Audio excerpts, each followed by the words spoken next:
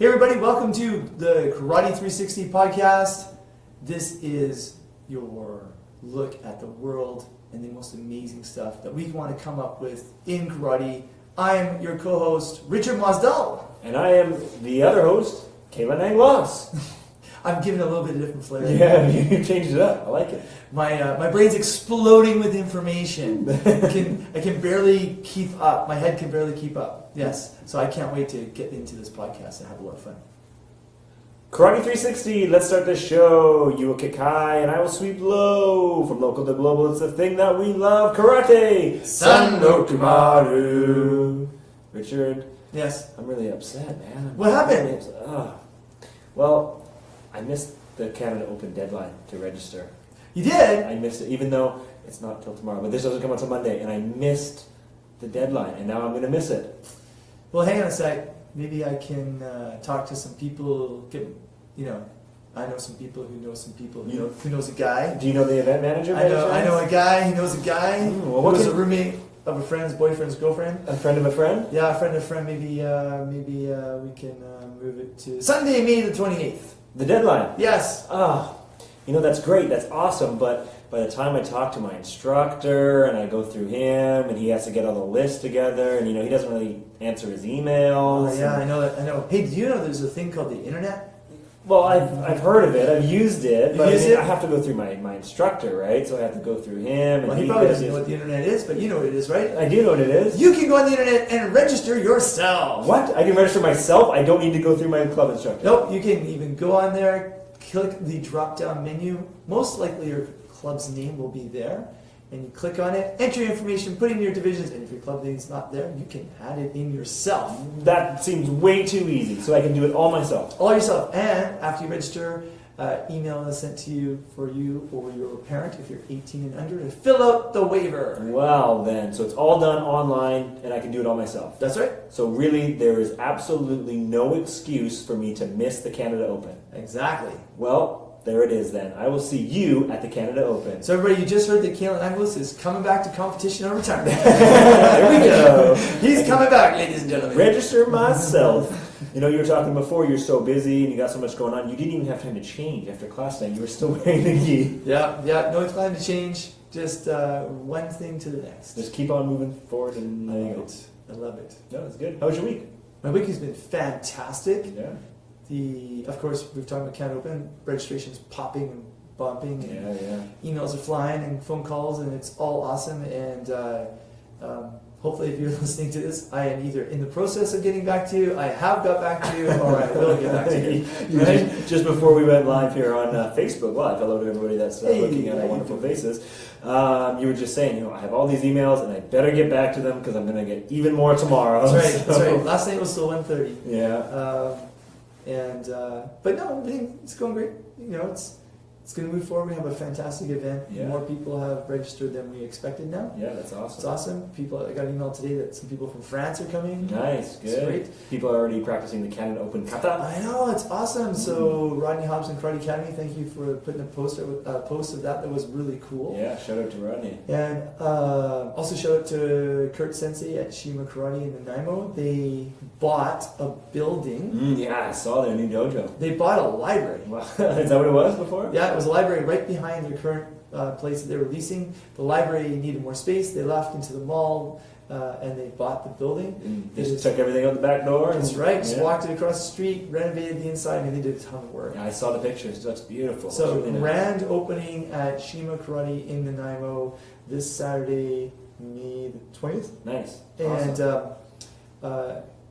even though this is in BC and we're talking about it, it's a big deal anywhere in the world. For sure. When a karate club buys a building. Yes, having their and own, owns it. Yeah, absolutely. And everybody goes in, chips in their time, and pounds out all the labor of putting the floors and everything. Absolutely. So I'll go up there Saturday afternoon and enjoy the grand opening, and I'm going to teach them the Canada Open kata. Awesome. You practice it and they're ready to go. Exactly. And yourself? What's been happening? It's been a busy week for sure. I did this week. I did my first, and I had to think about this, but it was the first karate class that I've done in a high school. Very cool. Yeah, so went in and did the sport, but I did the sports karate program, so it was all just sports karate. Yep. To grade 9s, 10s, Grade 9s and 10s, that's it actually. That's It's just awesome. grade 9s and 10s. And I realized afterwards, you know what? I've never done any type of karate class to a high school. I've always done the elementary school, I've done the university kids, but I've never done a high school. So I, kind of filled my range there, I guess. That's awesome. Yeah, it was really good, and I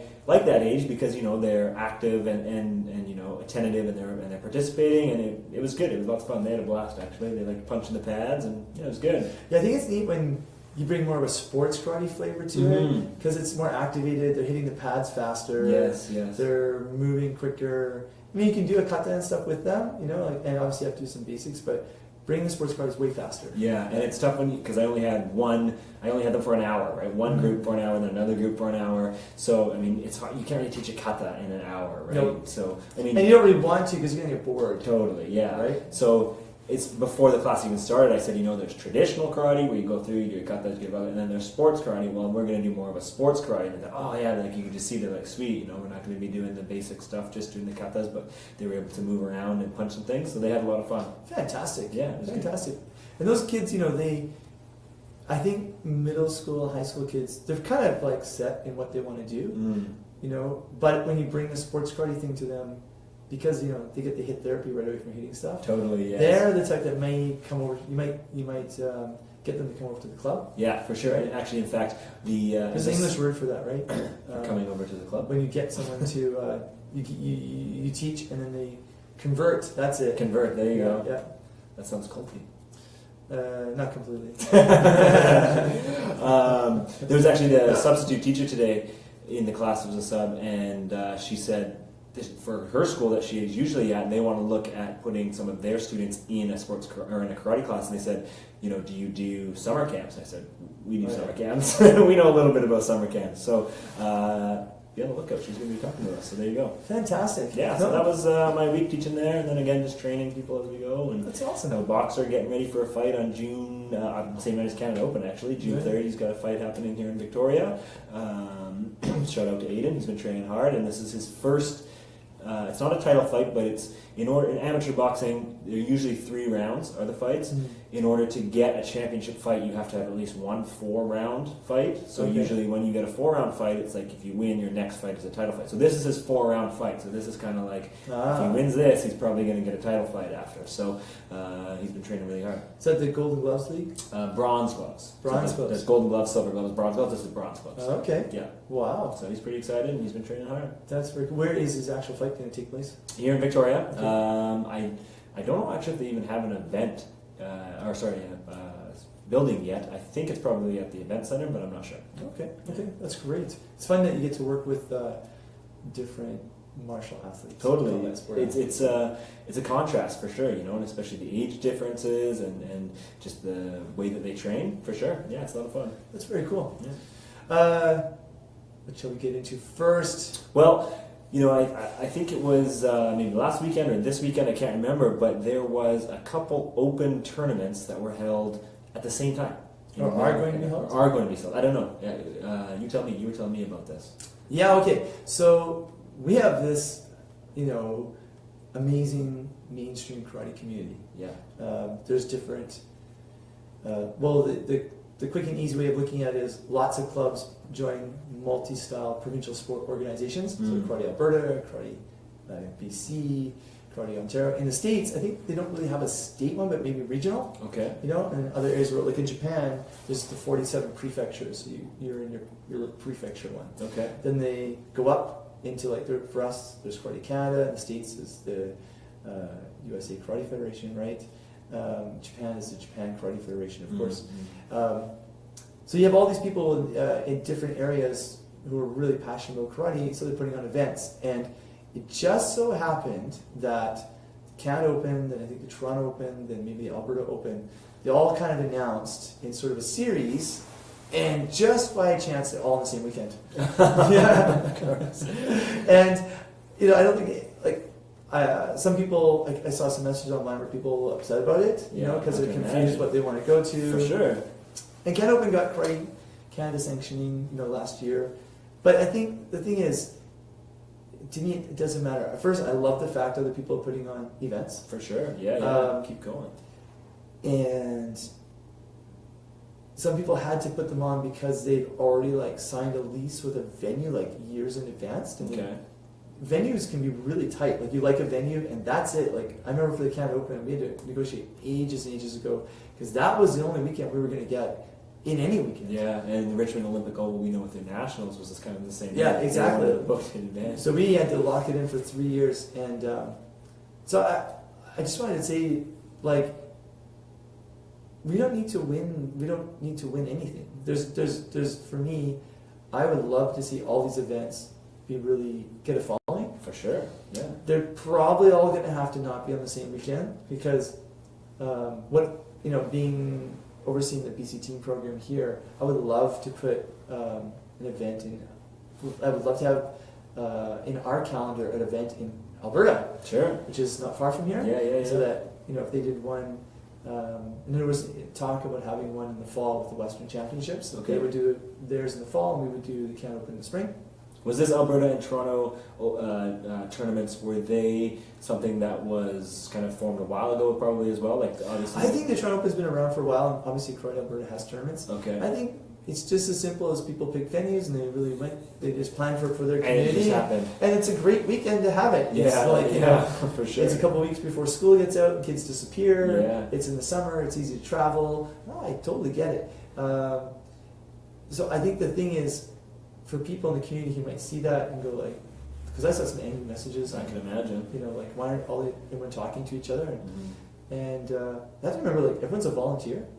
We're all volunteers. For sure. And we're all trying to do the same thing. We're all trying to do the same thing. Like, even if there's an honorarium for some positions, there is absolutely no way it equals the amount of time we're putting in. Okay? Like, I think you can speak to that. I'm getting paid $0.01 an hour here. No kidding. So, but the civic good of all this stuff is fantastic. Like, Yes. when I go back in my history, like, I wasn't even allowed to join Karate BC. Mm-hmm.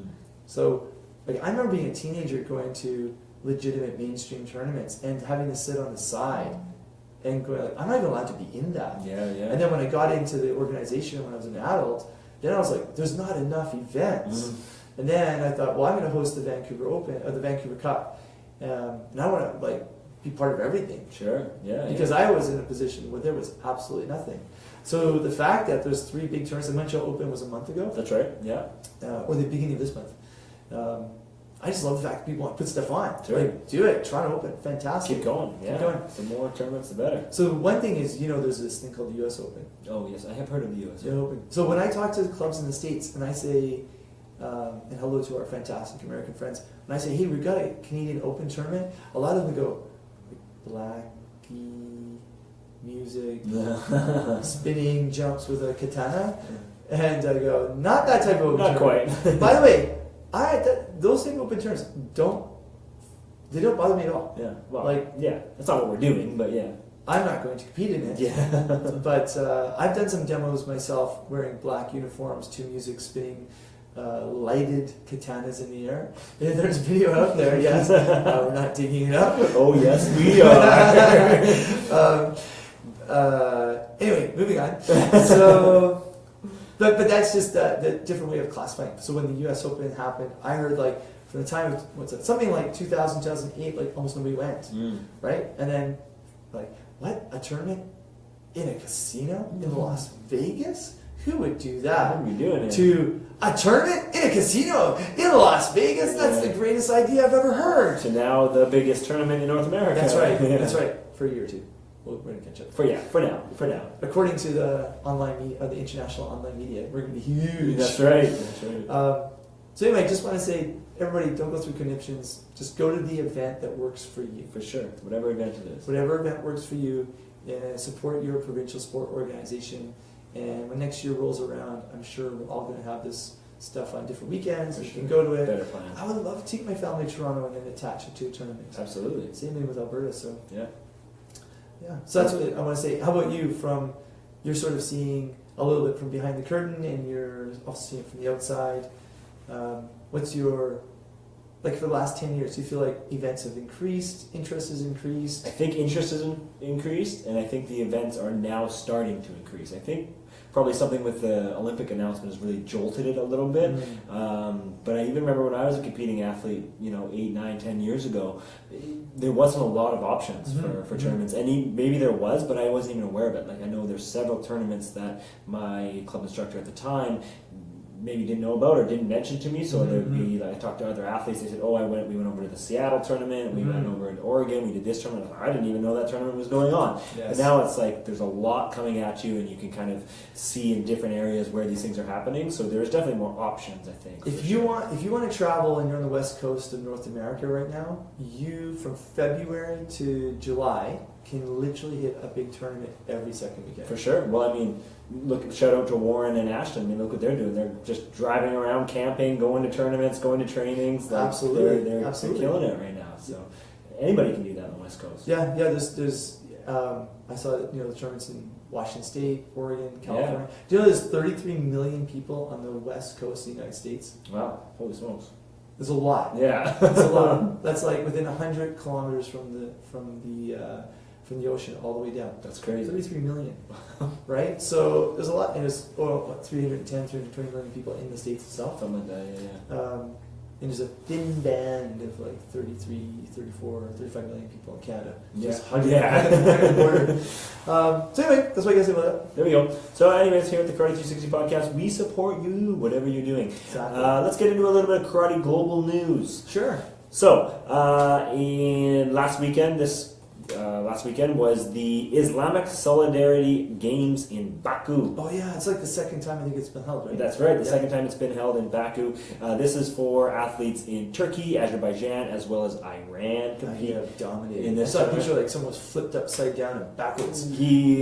From the sounds of the article, Rafael Agaev won gold quite simply and quite easily. Yes, okay. He just destroyed the competition, I guess, as a world champion, 5-time world champion would. So, that happened last weekend. We're not going to go over all the results on that one, but we just wanted to throw it out there that it was there. Azerbaijan, in general, actually dominated in those ones as well, so they have a very strong team. What I found interesting was that, Rafael Agaev had skipped a lot of the K1 tournaments, and a lot of the elite athletes that were at this tournament skipped the K1 tournaments in order to go to this one, to the Islamic Solidarity Games. Sure. And, I think it just really shows maybe their home country support, like how much they really wanted to go to this tournament. Like this is the one in their home country, and they really wanted to prioritize that over maybe some of the other bigger tournaments in the K1. So I just found that a little bit interesting. Do I have to make a comment about this? Go for it. Yes, you do. If he didn't go to that tournament, yeah, that's true. Yes, yeah, that's what I say. I think. Of course, he probably wanted to because it's their home tournament. For sure, but to skip K1 tournaments to go to this one, right? Because he only went to one K1 tournament this year. I think it would be unwise for him in that country's structure not to go to that tournament. Okay, I believe you. I believe you. Yeah, I mean, I'm sure he wanted to because this is his country's tournament. He has a great time. He gets to win medals in front of people that will know him, and he's famous. Oh, I'm sure the crowd is going crazy. Exactly. Yeah. No, so that makes great sense for him. And anybody who missed the Islamic Solidarity Games or any of the K1 WKF tournaments, don't forget you can watch them at the Karate World TV streaming online now at WKF.net. And they are on demand too, I just found out. So you can actually watch all the medal matches from all the previous K1 tournaments this year. Agaev was like one of those people that, like right now in his prime, I would fly somewhere in the world just to do a seminar and get a selfie with him. Oh, no kidding. Yeah. He's just that powerful right now. He's awesome. Yeah, like, to meet him, like, when he retires and he's 30 pounds overweight. Eating Cheetos. Like he was a famous soccer player in the 70s and 80s from South America. I'm really sorry, guys, because I don't follow any other sports. I'm not a really big soccer fan either. Is it Palo? No? I don't know. Everybody out there is screaming at us right now because they're going like, I know what it is. I don't know. We call it soccer, not football. That's how. That's true. I think it's gonna be Argentina. That's all right. It's like where he gets. It was that World Cup where he was going for a header and kind of his hand touched the ball and it went in. Sure. Anyway, super famous, amazing. But when he quit, he put on weight. Yeah. I mean, like, you see it with lots of athletes, right? No, I want to be in front of Aggie of like, now, just for like 10 seconds. Just like, go. Like, I remember being in front of George Tanos, and he was literally 2.5 meters away from me. I was translating in Japan a couple times when he came, and they're shooting video for it. And so he used me as the demo guy, and he was like, he's 2.5 meters, and he kicked me in the head. Yeah. Just that fast. I believe it, yeah. So. No, I've always wanted to spar with somebody at World Champs. I mean, obviously I'd get the floor mopped with me, but just to be able to get the floor mopped with by a world champion. Absolutely. I love that. So there it is. That's our karate global news of the week. Let's dive into a little bit of technical, tactical. Awesome. Technical, tactical. Make your body square. Make your body square. Yeah. Think about, especially when you're doing really good basics in kata, think about a square point in the middle of your shoulder, in line with, in the middle of your edge, sort of the hip bone. Okay. Right? So when you're moving, you don't want it then out of balance. You don't want like your hip to be higher, like your right hip to ride up while your right shoulder rides down. I see what you're saying. So your chin is in, lats are pulling your shoulders down, and you're thinking of a nice square. And as you're moving, you hear this a lot, like use your hips in karate, right? In Japanese, hippu. But koshi for hip is actually like more up right from the ribs, past your hip, down almost beside your glutes, in your thighs. And that's what you use when you twist. So what you want to do is keep that square and push off the floor kinetic chain. And snap. So when that square is out of balance, then your connection points of getting the power of transitioning to the body. And as soon as I say that, take a ruler, watch a kata video of a top athlete, and you'll notice that square of the body really stays almost in every position. Sometimes you do something where you have to move your shoulder more or something. I was thinking like a cat stance, almost like a cat stance. Sometimes you're not. Well, I guess you are still square. You're just tilted a little bit on us. Well, like Chatanyama Kushanku, like if I'm in this position, but I maintain that square, right? We're positioned now, as you can see on the podcast. Sorry, I have a face for podcasts. That's right. So, forget that some people just listen to this. That's right. They don't actually So I'm just sticking out a shtuke like with my hand, right? Like knife and block. But still, you're square. So when you're turning, you might be positioning hips and stuff, but everything's square. So just think about keeping that square position, and then when you land it and watching. One of the biggest things I noticed when I came back from Japan was people would move in all styles, and as their foot, say transition, let's say in the front stance, and their back foot would transition to the front foot, their hip would slide sideways. I see what you're saying. All the time I would see that. And then, so their hip started riding up, the shoulder was riding down, their back would start to arch. So now, watch a video, take a ruler, watch someone else practicing, use your bow, you can line it up. And one thing I noticed today when we were training with some of the teens and stuff, they're really arching their back, right? And they really gotta flatten their tummy, right? And then they flatten their tummy, and again you get a nice square shape to the body, right? Yeah, always relating it back to anatomy, but that's all the hips in that case, right? You want to roll the hips up to flatten the back a little bit, the posterior tilt, flatten it, squeeze your core, and that's nice tight. And it's funny that you say that too, because I remember with the square, when pretty much I first started training here, it took you about 30 seconds to realize when I was doing my front stance and transitioning through, my hip dipped and I was just throwing off that whole square. Yes. And I'd obviously done karate my whole life basically, and nobody's ever told me that before. Like I never really realized that, and then it took you 30 seconds. You're like, your hip dips, you're not square, you're way off, and then I had to try and work to fix that. So it's it's something that you got to incorporate all the time, I guess. I think what's really interesting too is as soon as you need a good instructor to teach you good style, but as soon as you go out of style, you start learning things that are really important. Yeah, for sure. Right? Like, it's not just about how a style generates power or does something, but just good general body dynamics. Yes. Yeah, So use the square. There you go. Think about the square. There we go.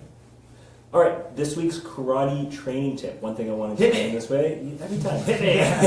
Because I remember. I know you do. I know you do. And I'm actually going to go back to some of the boxing training that I've done for this to try and bring in something for the karate. Something that we do in boxing when we train boxing athletes is called flow training. And it's something that we do for the most part in karate, but we don't call it flow training, but I'm going to call it flow training. I'm going to tell you what it is. So flow training is basically a combination or a set of movements that you do in a sequence over and over and over. And so I'm talking about kumite, I guess, training here. So getting certain techniques that you do over and over and over again, but as a flow. So in boxing, you do the 1 to 4 combination, which is just jab, jab, cross, hook with the left, uppercut with the right. And you just do that over and over and over again. So with karate, it can be any type of technique, ones that you're used to, want new ones for you, just doing them over and over and over and over again, but flowing through. So it's almost like you're making a kata of kumite techniques and just doing it over and over and over again, because I mean, it's repetition training really is what it is, but it's also training you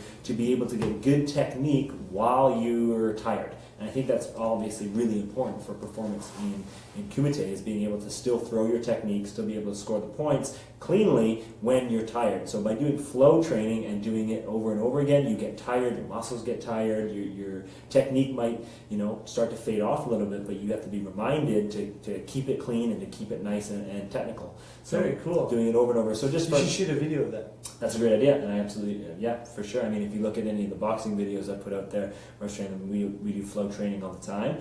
But yeah, it's good. It's really good to do just on your own. It's good to do with pads, hitting like pads and getting some reactions that way. It's good to do against an opponent too, just doing some free sparring type stuff, nice and light, going through your 3, 4, 5 technique combination. And again, just doing it over and over and over and over again without break, just going for it. That's awesome. Yeah. Flow training. We're kind of doing a little bit something like that with the head dodging training. Yeah, recently. for sure, yeah. But in Japanese, you might call it randori. Randori, right? I've heard that. It's randori, yeah. Yeah, randori. And then, and you just keep moving. Sometimes you go up 30%, 40%. Sure. Do a lot in judo, like wrestling, right? So you just keep going. Yeah, wrestling. So you're flowing back and forth, you're throwing, you're blocking. Actually, in the old days, a lot of people did, and you can see videos of that, where they're very sharp, and they would just fight. Their stances were short, their elbows were closer to their body. They would throw, they would block, they would throw, they would block, smack each other. Yeah. Right? And it's different than sparring, because sparring is you're just throwing whatever techniques you feel should work. Yes. Flow training is a very specific set of techniques that you've put together, that you use, or that you want to perfect, 3, 4, 5 techniques, and then just doing those ones over and over again. So it's different than just free sparring. Yeah, and done a lot in self-defense. Yeah, I'm sure you have. Yeah. Over and over and over. Well, that's what self-defense is basically, right? Yeah. It's just when something happens, you need to be able to do it right away. Cool. Let's shoot a video of you doing something like that. Let's do it. Yeah, we'll put it out there and do some flow training. And yeah, it's a great way to perfect some techniques, I guess. Awesome. There you go. All right, so this pretty much wraps up this episode. Short and sweet. Short and sweet. We wanted to bang this one out. I know sometimes we get carried away sometimes talking about all the details. I can stay here all day. I know we can. That's why we're giving it, cutting it a little short. If there's one thing I don't have a problem with is not talking. That's right. Yeah. Especially talking karate. Yes, yeah. Absolutely. No, I as Kaylin is looking here, my phone's bursting. Yeah, it is. I can see it. So I have to call our staff manager and talk about volunteers. Yeah. So more Canada Open stuff. Thank you, everybody. It's been awesome. Can't wait to talk to you next week. And we got to figure out how we can do a show like the Saturday night after the Open. Oh, it's gonna happen. It's gonna happen for sure. And I think what we should do is some live videos there too. Oh yeah. Through our Facebook page. Totally. Yeah. Totally. And just to let everybody know on my stuff for Richard Mosdell, if you send in a question by next Wednesday, I'll just answer the questions, and nice. I'm going to send somebody a free book. Nice. Oh yeah, I saw that. And for anybody who's missed it too, I think it was a couple days ago now, Richard put out a karate history video, which I think is one of the better videos that you've put out, just because it walks through, where were you in karate's history. So if you haven't checked it out, check out Richard Mosdell's Facebook page and look at the karate history. Look at all the videos, but I particularly like that one. Thanks a lot. There you go. Before we go, a couple upcoming tournaments. The Canada Open, of course, June 3rd and 4th, Richmond Olympic Oval. If you have not registered, drop whatever you're doing right now. This podcast is over. Shut this down and go register right now. That's right. You only have the extension until Sunday, May 28th. There you go. But get it in sooner, just in case there's something goes wonky with you or your life or your credit card. That's right. And you can do that at karatebc.org. Don't forget, you can do it on your own. You don't need your karate instructor. If he's not organized, don't worry about it. Do it by yourself. Also coming up is the Pan American Karate Federation Senior Championships in Curacao, May 25th and 27th. So that's for the next WKF or PKF tournament. So that's happening down the pipelines, and there it is. Fantastic. All right. Well, thanks for joining in, guys. Us on Facebook Live. Again, we do these Thursday nights for the most part, and then they come out Monday morning. Don't forget to subscribe to us on all the podcast platforms, YouTube, Facebook, all that kind of stuff. And find us. I'm Kalen Anglos. I'm Richard Mosdell. And we'll talk to you guys next week. Sanrokumaru. Bye for now.